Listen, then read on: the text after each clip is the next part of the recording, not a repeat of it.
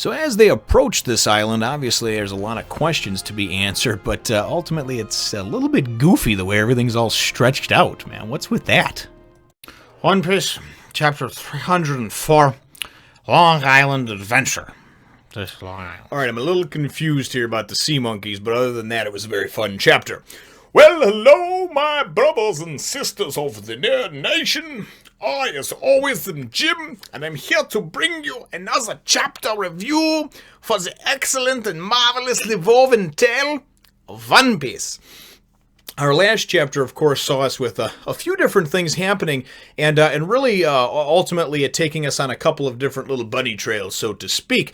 The chapter, though, of course, ending off with us being, kind of informally introduced to the admiral of the Navy, and finding that he's riding his magical bike, or whatever power he has to ride across the ocean. It looks like he's on the sea, and has a wanted poster of none other than Monkey D. Luffy. So, but where we left our crew, our gang, was basically they were on their way to the next island, and it all agreed that they're looking to find a shipwright, of course a carpenter to join the crew, but looking to repair the Going Merry as well. So that's where things left off, and that's kind of where we pick up over here as far as them being out in the middle of the ocean.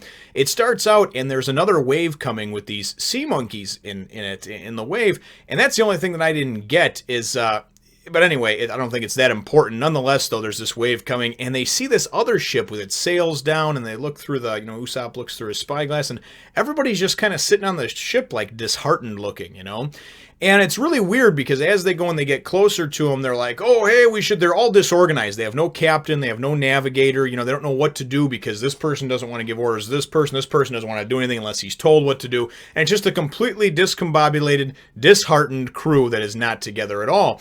And I don't really know what to make of it, because we do get, they make mention of it. Usopp talks about it and everything, even once they get past it. And once they get past this wave that comes, they say, oh, it really wasn't bad weather. It was just sea monkeys playing a trick on us. So I don't know if the sea monkeys just all got together and decided to create some kind of wave illusion. That's what I was a little confused about. Don't know if it's really important, but, it looked over it a couple times, just couldn't really decipher what was going on. Maybe it'll be explained further on down the road, or maybe it's just that unimportant that I shouldn't care about it. I don't know.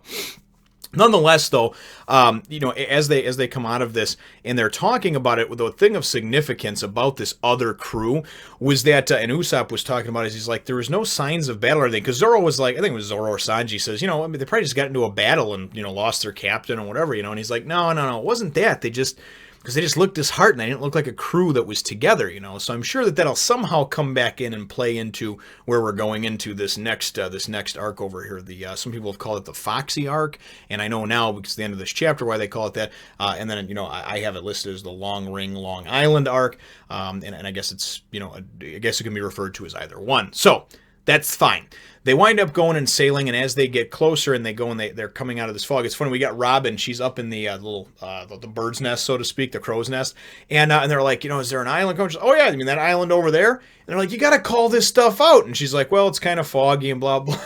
And I like how Luffy's like, no, you gotta say it when there's an island, you gotta say like, ahoy, man, there's a land ho! You gotta say it with more enthusiasm, and she's like, okay, I'll try better next time, So nonetheless, they are approaching this island. As they approach the island, and they're all excited, and of course Luffy, just like that childlike amazement, he just wants to go and explore and see what's on the island. And I wonder if they'll have a carpenter, because it's all he can think about now, that singular focus.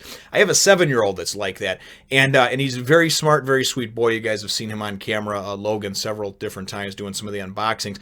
But he has that same type of mentality where it's just a singular focus, and when he gets on something, he's driven. And sometimes it annoys the shit out of you because you're like, dude, it's enough. I explained everything I could, And then other times, though, it's really endearing to see, because to see that just how much heart and how much tenacity he has, just to go and face something down until he gets to the end of it and complete it is very cool and very, very neat to see.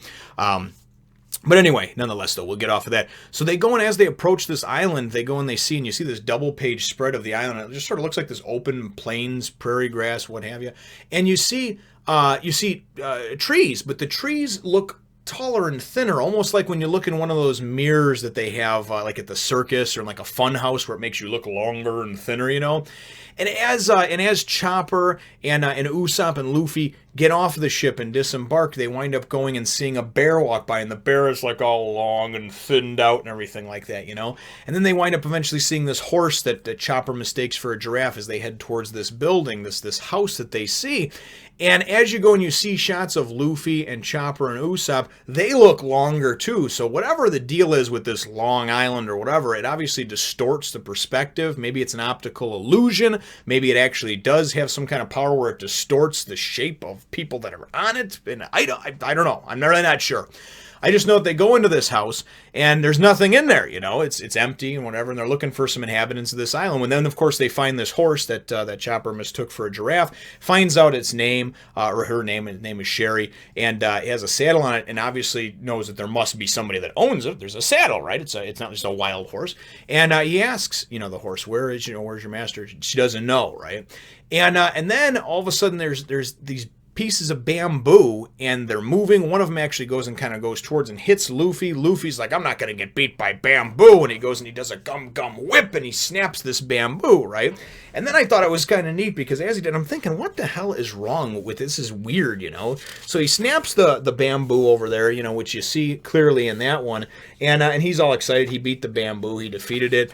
And then you go and you see over here, you just hear kaboom. What the hell, you know? It could be an enemy over there, you know? What happened? And then you go and you see this. Well, when we broke the bamboo, its spirit showed up.